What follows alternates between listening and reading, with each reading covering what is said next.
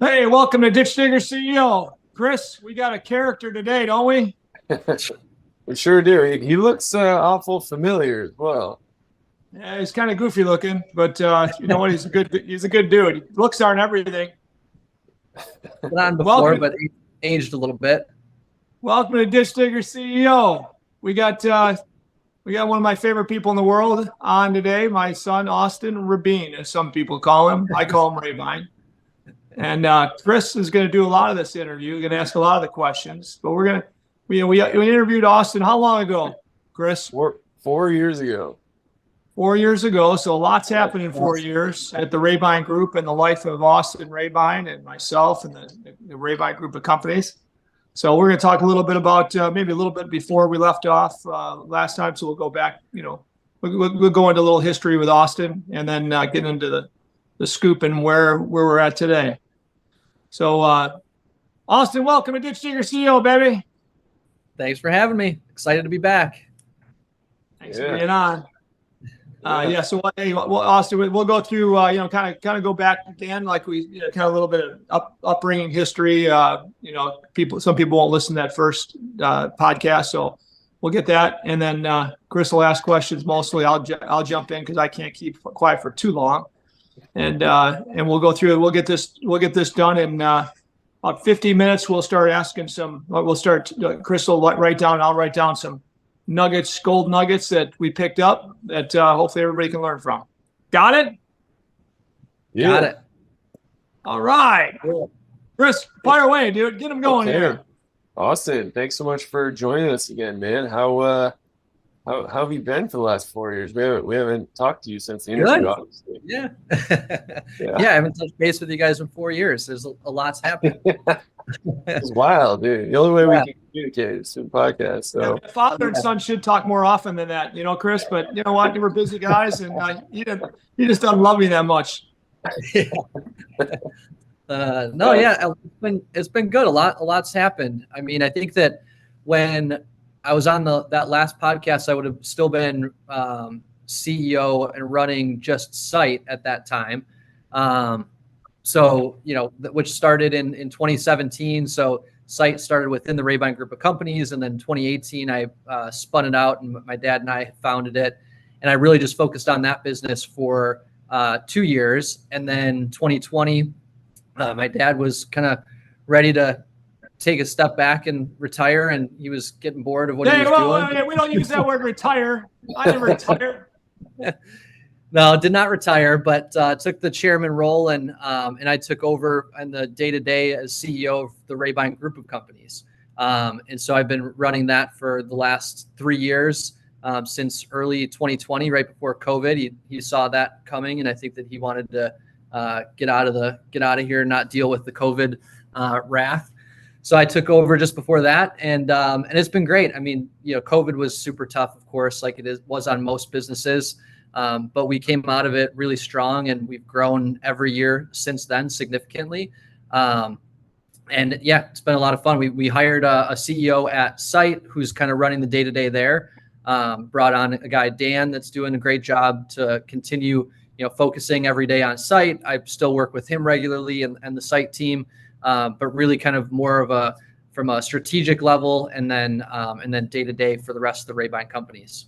Mm-hmm. Hey, Austin, real quick, and Chris, I want to make sure he says, we really focus on top 1% companies as much as possible. We have some companies that might not be the top 1% of the industry, but that's mostly what we focus on.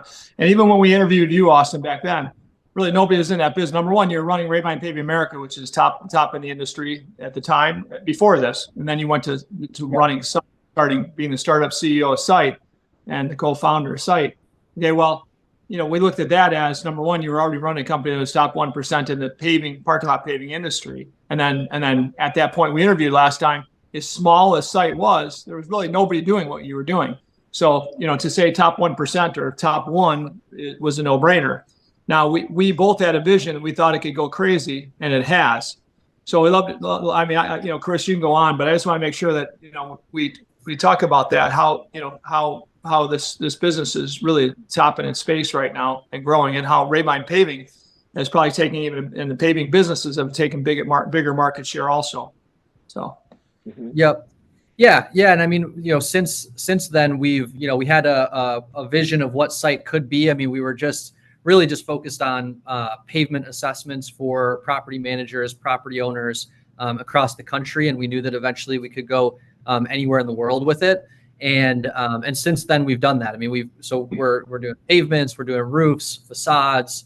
We're starting to work on HVAC assessments, solar assessments, kind of full exterior assessments and budgeting tools.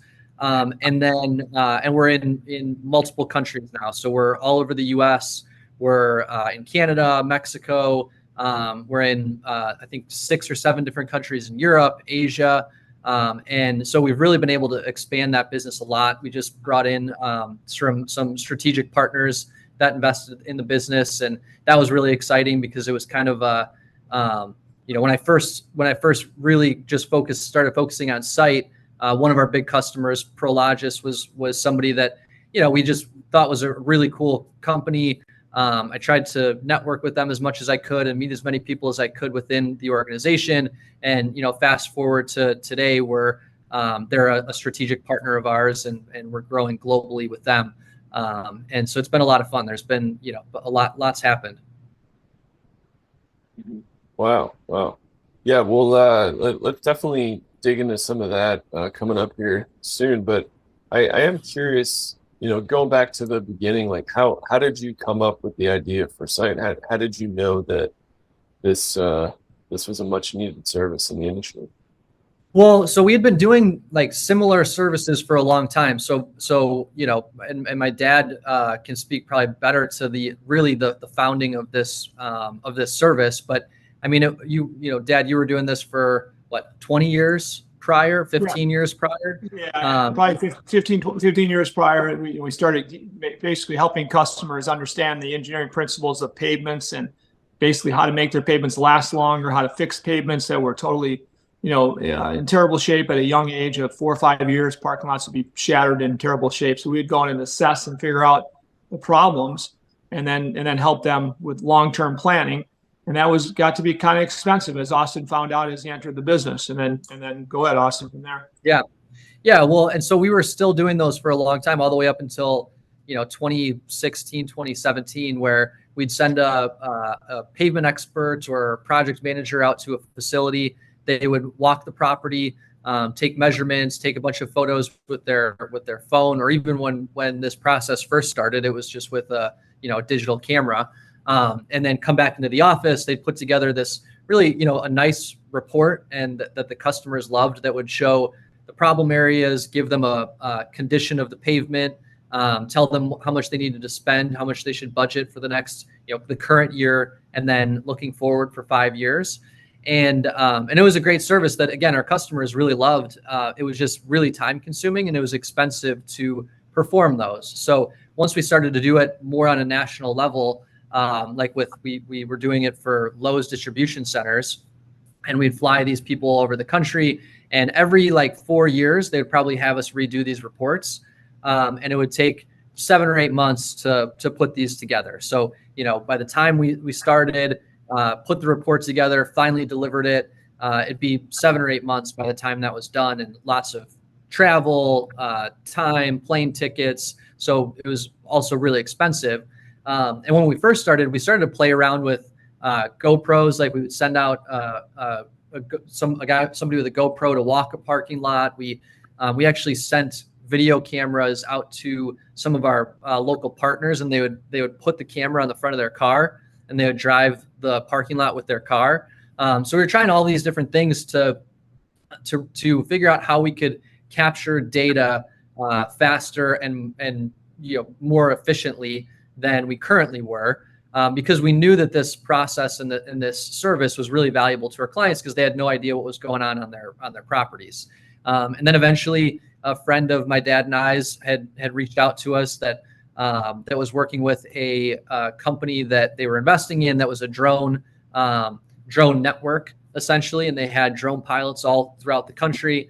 And we started to work with them to figure out, could we capture the pavement with the drone and get all of the information and all the visuals that we needed to put together a similar report for our clients. And That took a few months of trial and error, and finally we felt really good about where we had gotten it.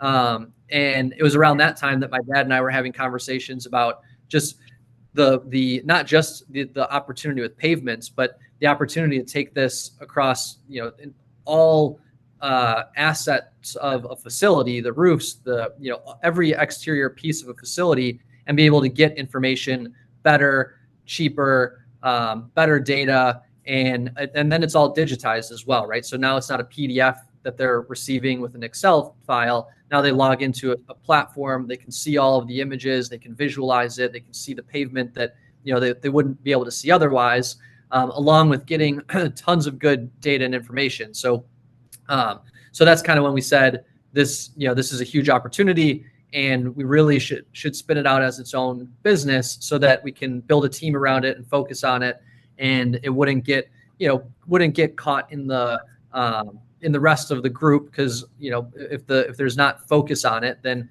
it's easy to kind of lose sight of what you're trying to do.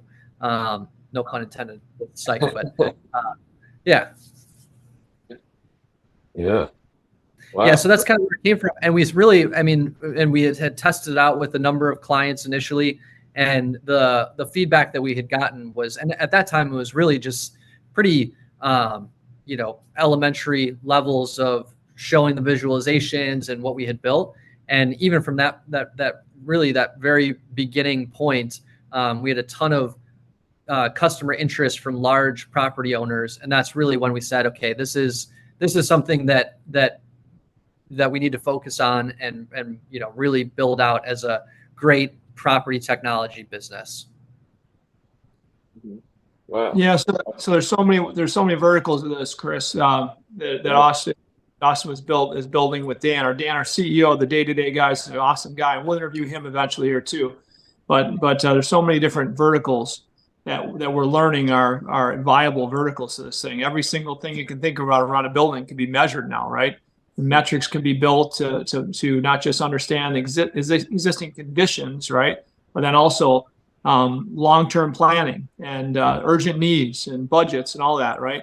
And then on top of that, Austin's vision was to really get into the nitty-gritty and actually do warranties on this, where you fly a property and anything that's under warranty pops up, and you can see how much life is left in the warranty and what type of condition the pavement, roof, or facade is in as you look at the warranties, right? And then when a problem happens, the goal is for this thing, and again, we're getting there, there's a red flag, any problem. So the customer and a contractor who might have done the work can see a red flag saying, there's something wrong, right? Something wrong with this, so you better fix it.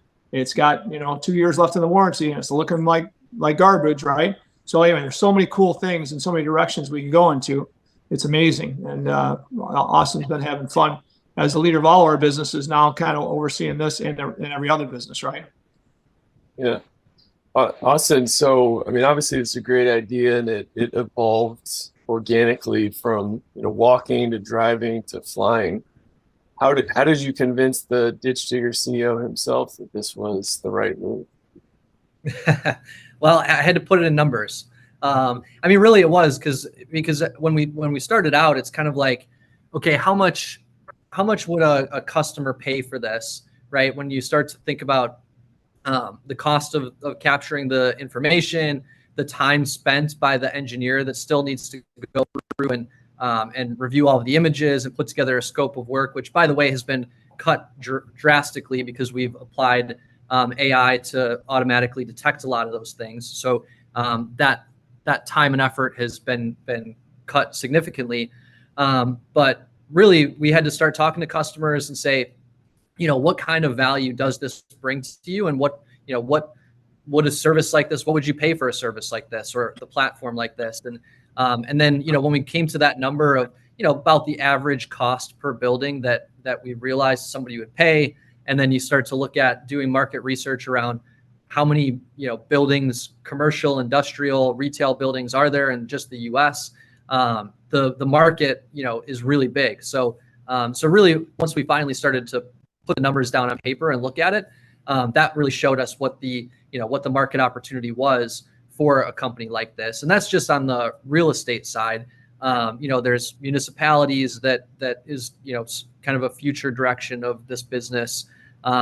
We've talked about utilities down the road and things like that, but for now, staying very focused on what we know, and like I said, showing him that market opportunity, I think was the big thing that the big driver. And then of course, the Rabine Group, motto from that my dad put in place really early on of discover the difference, and now it's innovating to serve.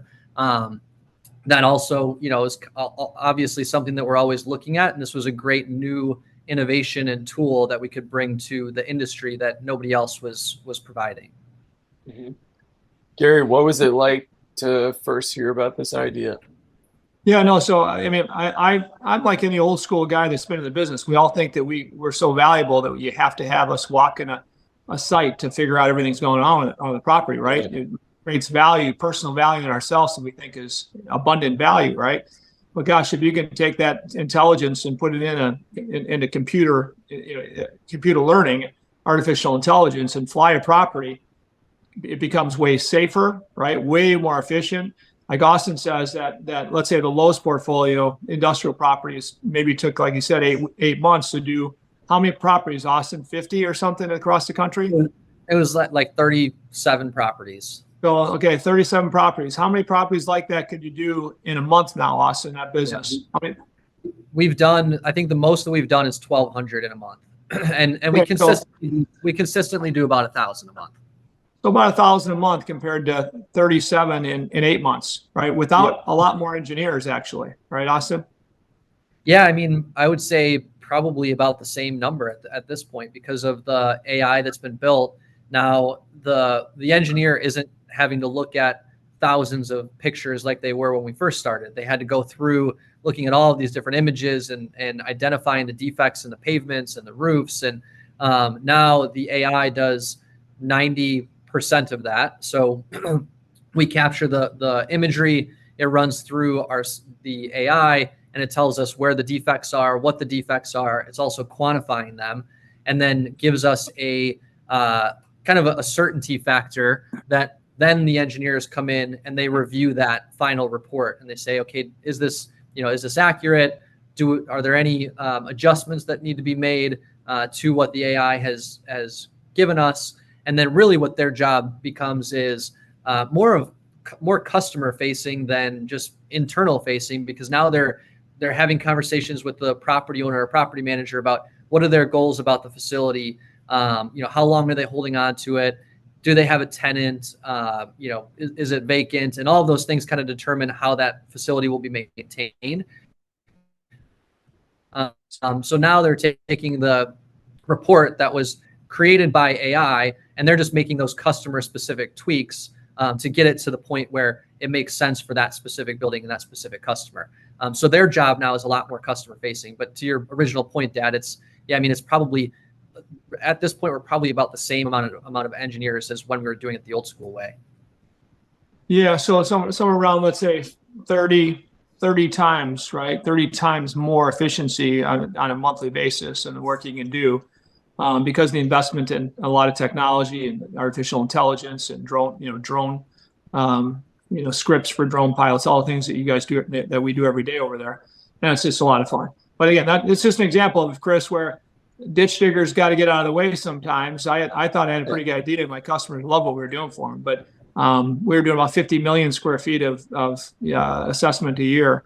And I think we're up to 5 or 6 billion square feet from what I'm hearing now per year. Right. And that's going to just continue to go up. And so what it's done is it's given us relationships of trust with our customers that we've always earned a relationship of trust, but it takes time when you're a vendor paving their parking lots.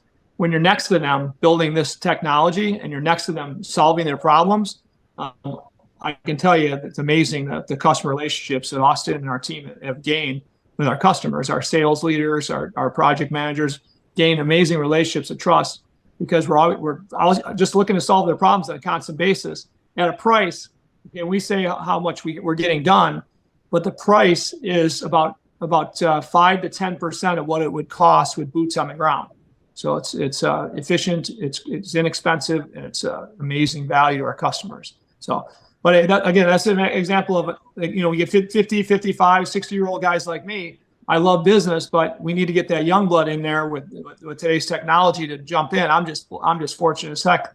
I'm part of the lucky sperm club because somehow this kid worked out to be a better fit than anybody else I can imagine. So that's not lucky sperm club is usually supposed to be the kid, right? But in this case, it's me. So let's go to the other businesses and things are going on, and then we'll go into our plans. Austin and my plan and our team's plan to really partner with companies across the country. Austin, I'll say one more comment about Site. I don't think we've made it through a podcast in the last 4 years without your dad talking about Site. He's very, very excited about it. Cool. So, it's fun. It's fun. Yeah. So, we last talked 4 years ago, and you were the CEO of Site, founded this incredible company with, the sky's the limit. There's tons of opportunities here for growth, and you guys are expanding to, other facility needs. How did you make the decision to take the CEO role for the Rabine Group of companies? You probably could have stayed with Site and made a lot more money. Yeah. I mean, it was tough because I loved what I was doing at Site, and it was a lot of fun. We had built a great little team, and obviously there was a ton of opportunity there. And at the time, my dad was, I think, looking at bringing somebody from the outside, nobody particular yet, to come in and take on the CEO role at the Rabine Group, so that he could kind of take a little step back and we started having some conversations around what that looked like, and obviously the Rabine Group and all of the companies, I grew up in it, and loved the team that's here, and felt really passionately about everything that was going on here as well. That I felt like maybe I wasn't the most experienced fit or business savvy that he could have found, but I felt like I was probably the best fit from a culture standpoint. I had great relationships with all of the team here, and just felt like it was a good decision for me to come back and take over the group of companies at that time. Maybe a little sooner than we would have otherwise done, but yeah. Nice. And how has that experience been for you? It's been great. I mean, the first year was really hard. It was, like I said, it was, I think in January of 2020, I kind of stepped in, and then shortly after that, COVID officially started. And so, a lot of our clients' budgets were cut, and even the customers that were really busy and having great years, like the Home Depots and Lowe's and things like that, that were, hitting record earnings during that time. They completely cut some of their programs because they were so busy that they didn't want us on their parking lot to slow down their sales. So it was interesting because we had a lot of just, situations like that our customers were just completely cutting their budgets, whether because they were, had down sales, or because they were too busy that they didn't want us there. So, that was a big challenge for sure. And I think but I also think that helped us look at the business and reset to a place where that really allowed us to expand and grow profitably for the next number of years that we have. We had to make a lot of tough decisions around some people, layoffs, unfortunately, and that's always tough. And we sold a lot of equipment. We did an analysis on all of the equipment that we had in our fleet. We sold equipment that wasn't being utilized. And so really we kind of got down to this core of the business that we were able to kind of launch, and grow from there. And then, after 2020, 21, 22, and now 23, we've seen some really great growth where we've been growing profitably. We've been adding businesses. So, since then we've added a mechanical business that does mechanical and plumbing. We've added, in 2020, we started Rabine Paving Texas. So our Texas office that's out of Dallas. We started a roller compacted concrete business this year that's down in Houston. And then we're also in the middle of starting Rabine Builders. That's going to do some more vertical construction. So it's been a lot of fun. And I mean, like I said, the first year was really tough, but since then it's been a great ride. And I can't imagine getting handed the keys and then less than 2 months later is an unprecedented pandemic. Yeah. Well, luckily we've got an advisory board, and of course my dad was, chairman and still very involved strategically. So we all kind of work together with me and our CFO now, and my dad and our advisory board who was great. I mean, I think that when it kind of first officially started, I think that we started off with like weekly meetings with the advisory board, and then eventually got to monthly, and then back to quarterly. But it was really kind of like a all hands on deck. Like, okay, what are we hearing? What are our customers saying? And what's the plan to make sure that we're in a good position through this entire, unprecedented experience that nobody had really ever been through. So we were really good about quickly putting a plan together of, different tiers of things that needed to be done based on, revenue benchmarks or sales benchmarks that we executed on. And so I'm really fortunate that, I definitely wasn't in it alone. And, the team that we have here is great. And they were, very helpful and supportive throughout the entire process. And then, of course, like I said, the board, our advisory board was a huge help as well. That's amazing. So how would you say your leadership philosophy and kind of idea on how best to run a company has evolved since taking the reins? That's a great question. Still evolving and still learning a lot. I mean, I think that I've always kind of known, and this is something that my dad has definitely taught me throughout the way of, like, surrounding yourself with great people and people that are smarter than you and better than you at their specific role, or really anything. Don't be afraid to have people that are smarter and better than you around you. And I think that's been the most important thing throughout this entire process of making sure that, we've got a really great team that is, they're in the good times and the bad times that are going to be there to support. I mean, I think that's been the biggest learning is just like, you can't do it alone. Mm-hmm. So it sounds like you guys are expanding in a lot of exciting directions. How do you decide where the best opportunities lie, where the best places to grow are? Well, so right now, I mean, we're really focused on the core business has really been paving throughout the last 44 years of being in business, and all of these other businesses have been growing and providing great value to our customers. But we're still kind of looking at the paving space and saying that's the direction of of continued growth, and then having these other businesses kind of follow along the way. And so we're looking at different markets that we want to acquire businesses, little paving companies. And the way that we're looking at it is we have Rabine Paving America, which is our national paving business that works in all 50 states for large property owners and real estate companies. And so we have a good outlook and foresight on where our customers are growing, what markets they're acquiring facilities or opening new stores. So we kind of use that to understand where our customers are growing. And then we also, through that, because it's a partner network that we use to perform the work, we also have a really good insight on who the best contractors are in certain markets. And then even where maybe there's lacking of really good paving contractors. So we've got a good sight, on those specific markets through Rabine Paving America. And so right now we're looking at starting to acquire businesses in those markets that we like a lot. And what we've seen is with, the 2 greenfields that we did out at Maryland and then in Dallas.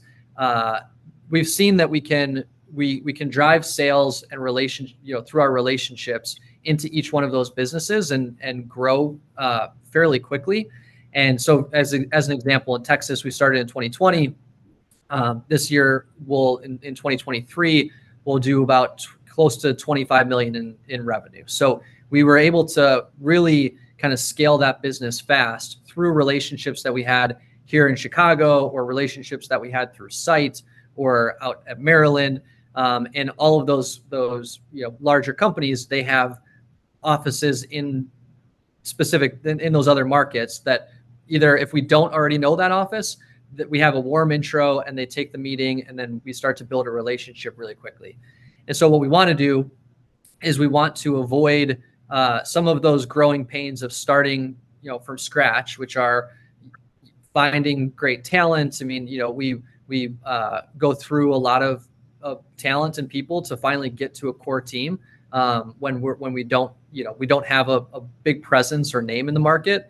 Also, just understanding how the market operates, from the material providers to the trucking to equipment, all of those different things. That there's a pretty there's a learning curve there that is that's been the challenge. The sales have not been the challenge. It's really been getting that operational setup going. So ideally, we find small companies that have a great operational setup, have a great team. They understand the market really well, and we can just come in with our relationships to start to drive sales. And then that allows them as an operator to just focus on running their paving business, right? And they might like running the paver, they might like being out in the field and running the jobs. They can focus on just paving and getting that work done, while we handle sales, we handle back office, so accounting, finance, HR, marketing, all of that then rolls into Rabine Corporate. And even we were on a call today that it was a sales call, and we had our general manager out at Maryland, Scott. He had said how great it is that that he didn't have to worry about sales, essentially. Now, we should all be thinking of sales, and he does. He's always out there selling himself, but to a certain extent, sales are being driven to him, and he just has to worry about his mainly getting the work done. And I think that's what we want to bring to other paving companies in markets that we're not currently in. And then that gives us that self-performing presence. We have some more control over the customer experience, the safety, all of those things that we want to make sure that we're driving into those businesses. That's great. So Yes. Hey, Chris, just to wrap that up, right? I mean, the differentiators we're going to bring to the table are going to be incredible. So take a mom and pop that's doing $5, $6, $7 million of sales, even probably as low as $3, $4 million, we might look at as well. Who like to pave, they like concrete, they like asphalt maybe or whatever, but they're not like I was. Okay, for instance, I for sure loved paving more than I liked invoicing, collecting money, payroll, and all that. I mean, payroll is a nightmare. I lost sleep trying to figure out how to make payroll on a Friday. Thursday, I'm trying to figure out how I'm going to make payroll on a Friday, right? I mean, those things, all that back office stuff, we want to take off the hands if we can, unless that partner of ours, that new partner that keeps some ownership in this business, loves that. Okay, that's fine. We can make sure they're doing what they love. But in most cases in the paving industry, I find, and I think Austin does too, is the best of them really love paving, and they love delivering quality paving, parking lot paving, but they probably don't love a lot of the back office stuff. They might not even love estimating and sales, right? And so we can help with a great back office out of our Rabine support center, right? And make them better, hopefully, as well as teach concrete pavements, teach a lot of things that we do to differentiate, and then also, right, Austin, marry them up with Site as a master license contractor of Site, giving them the bird's eye view on what our customers are thinking. Yep. Yeah, exactly. So one of the directions that we're going to go with Site and that we've been working on is, the main focus has been to get property owners on the platform. Well, it's a great tool for contractors as well. And Rabine is starting to use it. And they're kind of, being the first super user to test it out and make some changes to the platform. But essentially, now they can either have a drone go out and scope a facility for them, get the, have the AI produce a lot of what they need. And then now the contractor can turn around and deliver that same thing to their property owner. So they'll be able to use it as a tool, as a master licensee. And then of course, they get, we get a lot of that kind of insight that they'll be leveraging through Rabine as well. So think of the difference. So Chris, think of this, right? We're very confident after building these markets outside of Chicago that we can grow those markets in 5 years to 25 million. That 3 through 5 years we can grow a $25 million market greenfielding. So we're very, very confident that our support and our experts, our engineering, and our back office, right? We're very confident with their help. We can take a $3 to $8 million company to 20 to 30 million in I believe in 3 years, which it's not common in any industry. You can grow that fast, but we're very confident we can, as long as we have the right high quality people that really want to serve their customers, people that'll live the core values that we believe in. Yeah. Can you expand on that? I mean, obviously this is an incredible opportunity for tremendous growth in a short amount of time. Can you expand about on like who you would be looking for, like who would be a good fit for this opportunity? What kind of favors? Yeah. So, I mean, I think that, anywhere from, on the low end of a $3 million, paving company to, could be up to 10. I think that 10 is probably a little bit too big.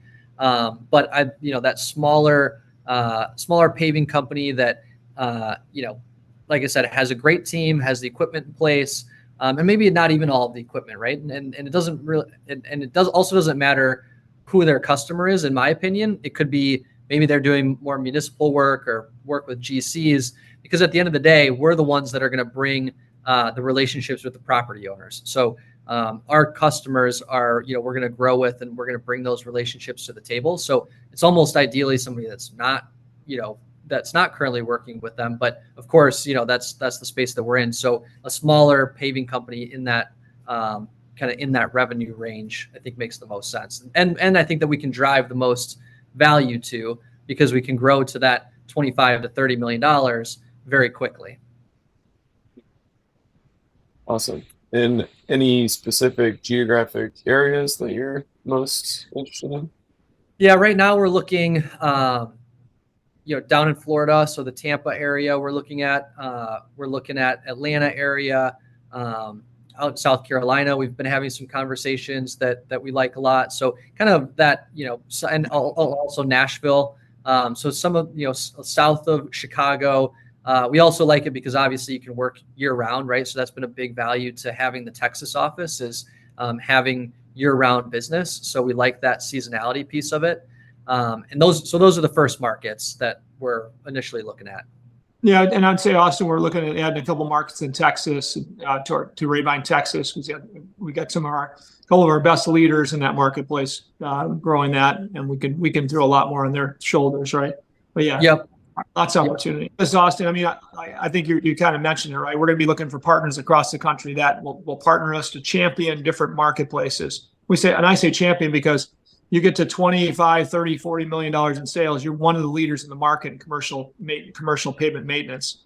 And we believe we can get in every market, we can create kind of a champion of the market, delivering the best quality, the best service, the most productivity, with concrete and asphalt pavement, which is not common. But I also say that it's that market of partners that we find that we can acquire some of their companies and keep them on to win with us as we grow them.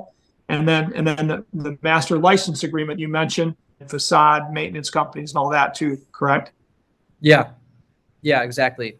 So that master license kind of agreement would expand to not just paving, but it really opens up the market for them. So Austin, you got all these businesses too. You got mechanical business going. You got doors and docks is kicking butt, and mechanical is growing nicely and doing well. The roofing business, snow business. What's your plan for all those? Yes, I mean those are growing really nicely in the local markets. So we've got great people that are running those businesses as well, and And I think that as we look at these different markets and we start to build relationships, it's going to naturally, those companies will naturally kind of follow suit, whether it starts off greenfielding in those markets that we've already got a paving presence in, or same thing, we look at acquiring.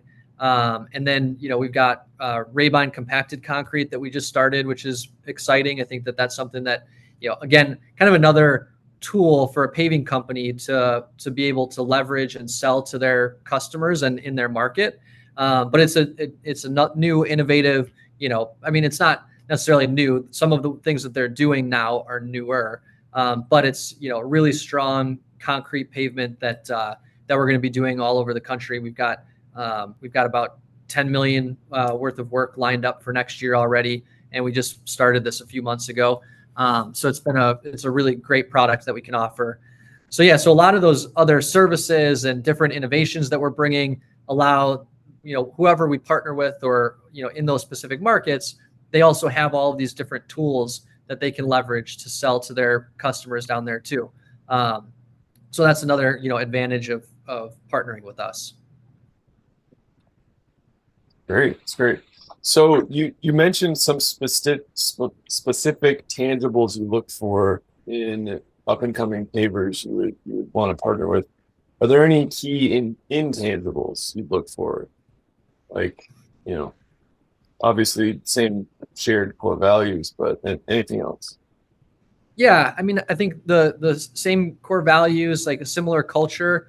They have to be a team player. We've built a really great team atmosphere over the last few years that maybe wasn't totally there for a little while, just because we had different paving companies that were competing against each other, and now everybody is working together. And so they've got to be team players.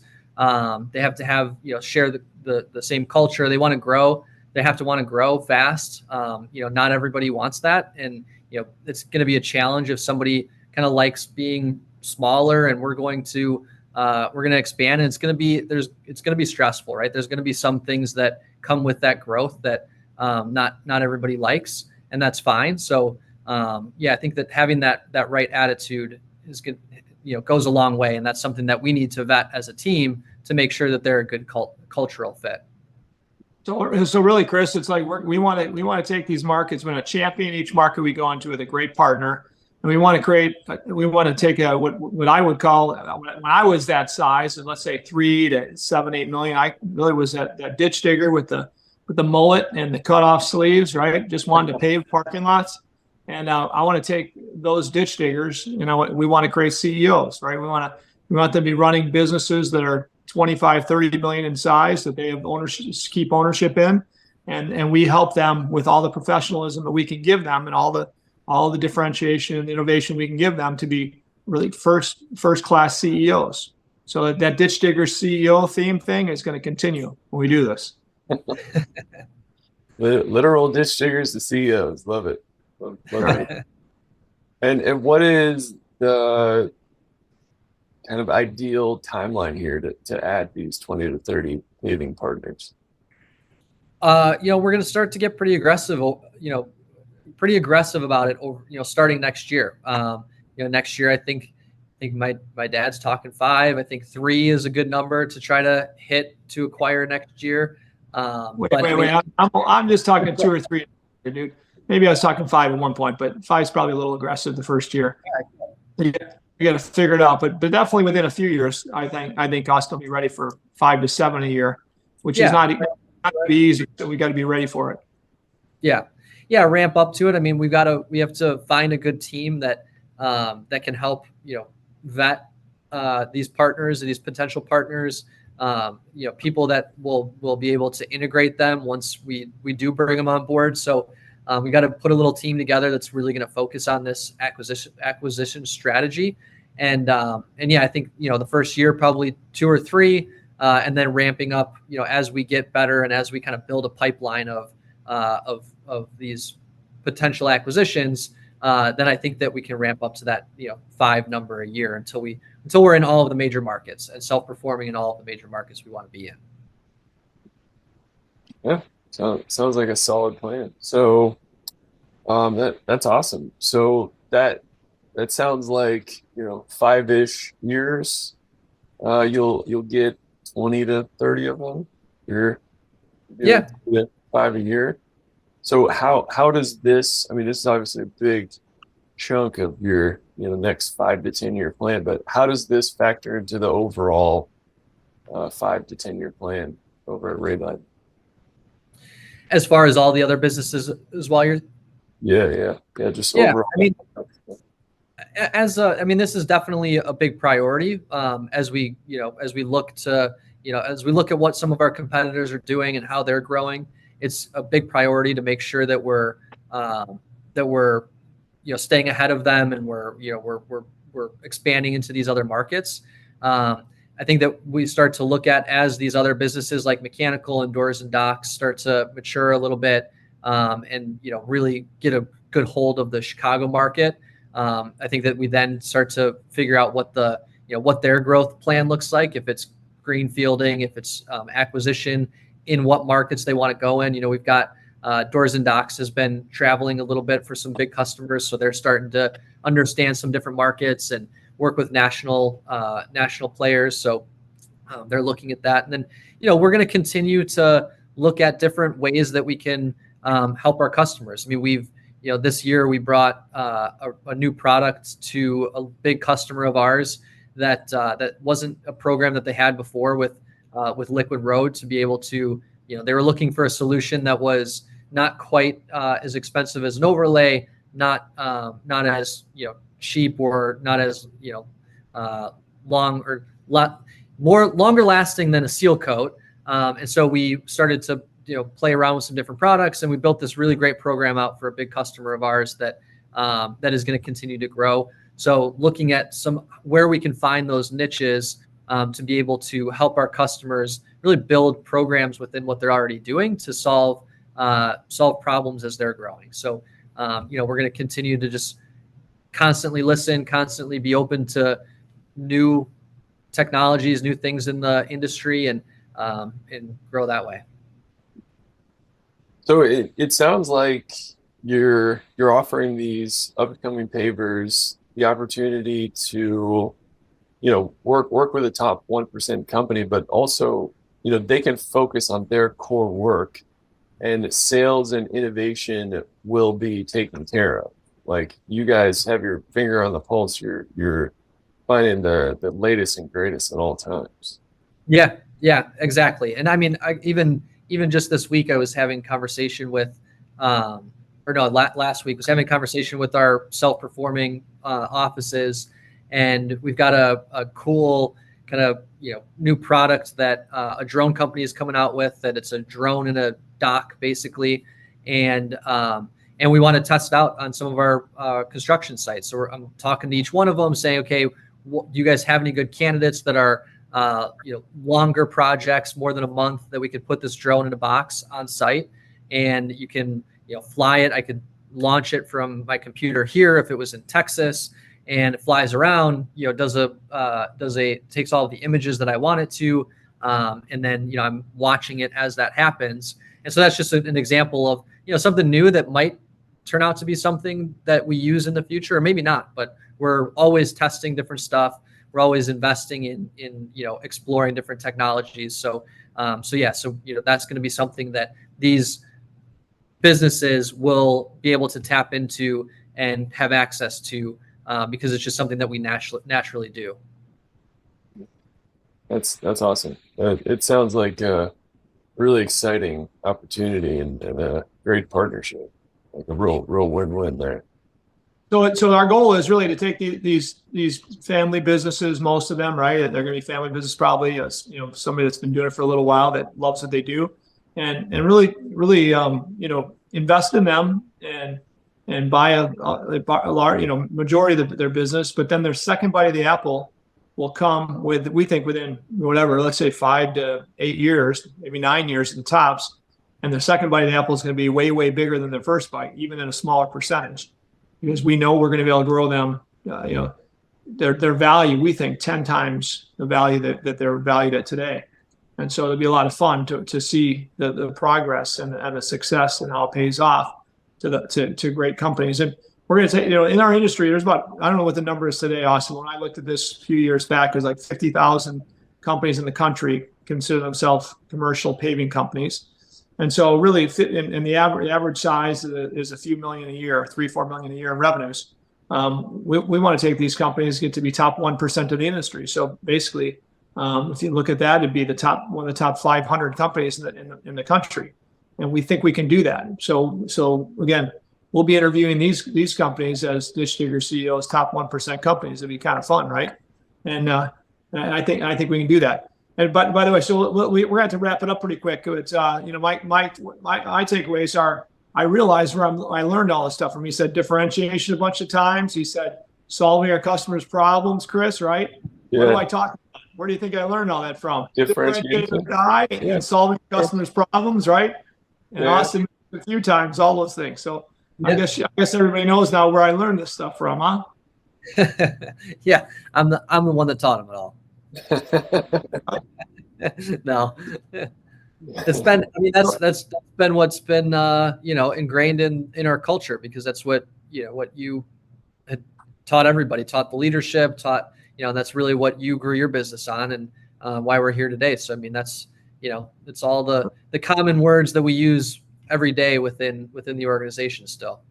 Well, the cool thing is now, I mean, when I spoke this type of language back years ago, I didn't have the money to really invest in it and differentiating it. If I could find something, it'd be a small investment. But nowadays, we're blessed that we have all these tools, and we've got all the ability to invest in technology innovation like nobody else in our space. In my opinion, almost nobody in our space. And so that's what's fun, is seeing you and you continue to build this team with that same mentality. And we're never going to stop. We're never going to be complacent. We're always going to keep reaching, and our customers hopefully are going to be well rewarded, as we are as well, right? It's going to be a win-win. Our customers are going to win. That's our first focus. Our teammates are going to win, right? That's our second. In the long run, our investors and stockholders will win. So it's going to be continue to be a lot of fun. What else did you get out of this punk kid, this 36-year-old punk kid? Hey, by the way, did you congratulate him for his Ernst & Young Entrepreneur of the Year, Chris? I hadn't had a chance yet. I was hoping to get to that. Congrats, man. That's awesome. Thank you. Yeah. It was went down to the national awards last week or 2 weeks ago, and it was in Palm Springs. It was a lot of fun. Didn't win the nationals, just a regional winner, but that's right. There's one guy that said that he won the regionals 4 different times, and then he just won a national award this time. So cool, pretty cool. That's great, man. Congrats, entrepreneur. Yeah, gotta get you out of here. Fun. Yeah. I got a baby girl on the way in less than a month. Jeanette and I are girl in December. Did you know that, Dad? What? I didn't know this. I didn't know this 4 years ago. Wow. Yeah. Yeah. How's she doing? How's Jeanette doing? Good. Yeah, she's feeling really good. So we're excited, and we're ready for the baby to be here. And December 15th is the due date. Lucky she's a beautiful woman, Chris. The little girl wouldn't have a chance if she looked like Austin. This mother this wife he's going to have when they get married, their fiance, is one beautiful woman. So that he's got good odds that this baby's going to look hopefully a lot like her. Let's hope so. He's going to have to with a name like Gary. Oh, that's right. He's going to name him Gary. That's right. Hey. Boy named Sue, girl named Gary. Gary Jr. That was Geraldine or Geraldine or something like that. Yeah, some different variations. Yeah, we'll have to get a little Gary Jr. on the pod here soon. Yeah, that's right. Okay, so what do you get out of this? Any other questions, Chris? Because we got to go pretty soon. Yeah, I was just curious. You're a member of YPO now. You're really involved in that organization. Your dad, speaks very highly. I think it, helped him tremendously grow the business. How has your experience with YPO impacted you?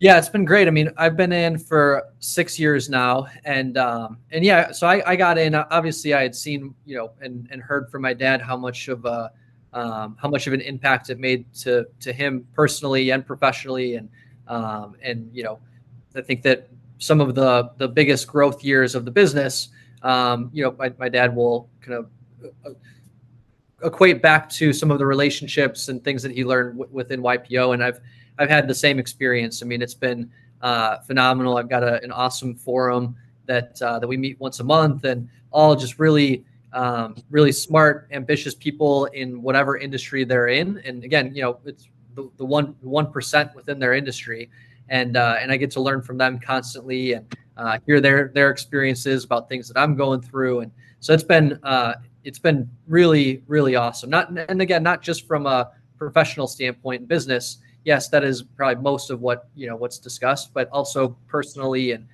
personal growth. So the forum, that's been great. And then of course we have learning opportunities. So there's different events that they have throughout the year that you get to meet some really, really awesome people. So it's been great. I love being part of YPO. And so I'm in Windy City here, and then also a secondary chapter now down in Florida. Yeah, Chris, the only thing about this YPO thing is these guys all tell him you got to quit taking so much garbage from his old man, and he needs to demand a hell of a lot more, and he's getting abused. The $50,000 a year I was paying him, once doing that, they said he needed to make at least 60. So they're very supportive. That's the risk you take, opening up your leaders to leadership organizations. But I hope it. Yeah, man. Good luck with that promotion, man. That would be exciting. Yeah. Awesome. Yeah. Well, I took a ton from this. It's just always great to catch up with Austin. You're doing some really exciting stuff. It's insane how much has changed in 4 years. Like, I mean, we talk in 4 years, you guys will have another zero on your yearly income, yearly revenue. Yeah. Well, yeah, we've grown a lot. I mean, I think probably, 2.5 times since 20. I think it might be 4 times, Austin. Yeah, like 4 from 2020. 400% in 4 years.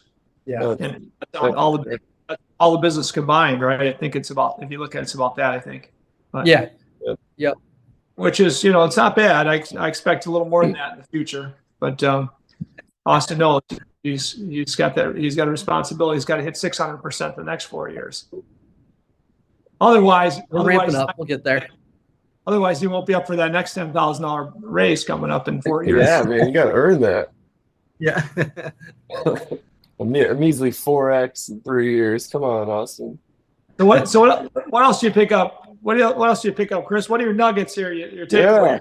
Oh man, so many of them. So if you're working with a ditch digger and you can get him to be open to technology, you can 30x your output.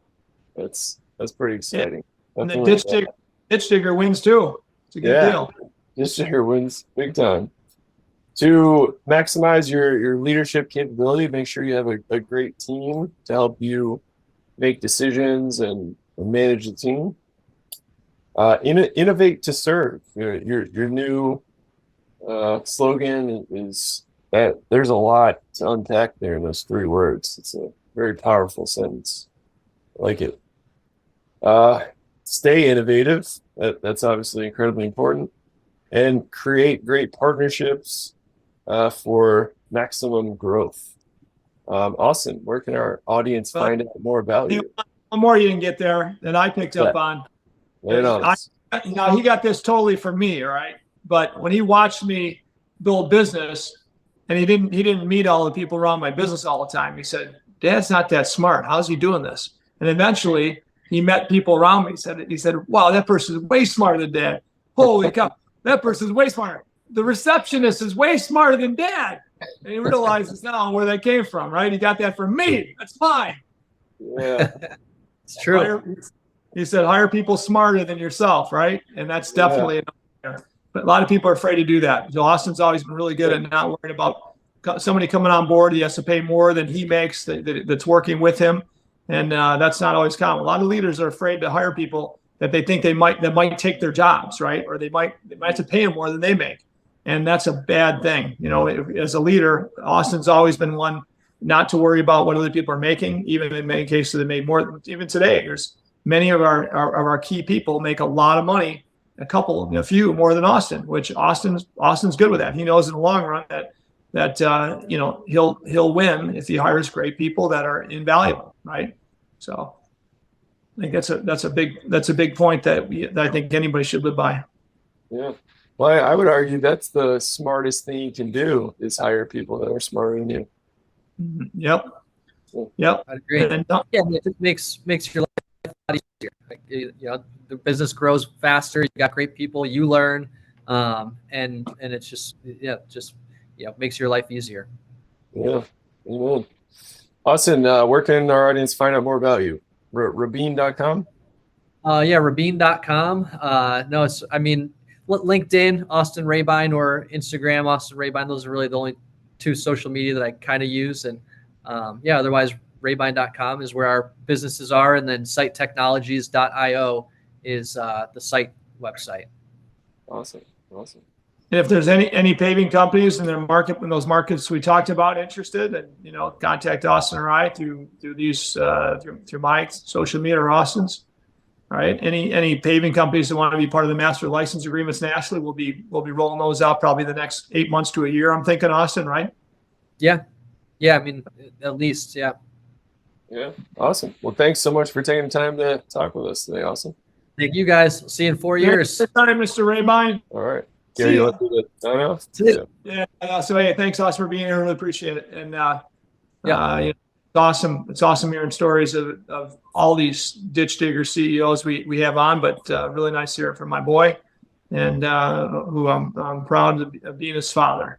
I am part of the Lucky Sperm Club, and most people think Austin is. That's kind of, but I correct myself up on that one. I didn't think about that. But thanks everybody for listening today, and until next time, see ya. See ya.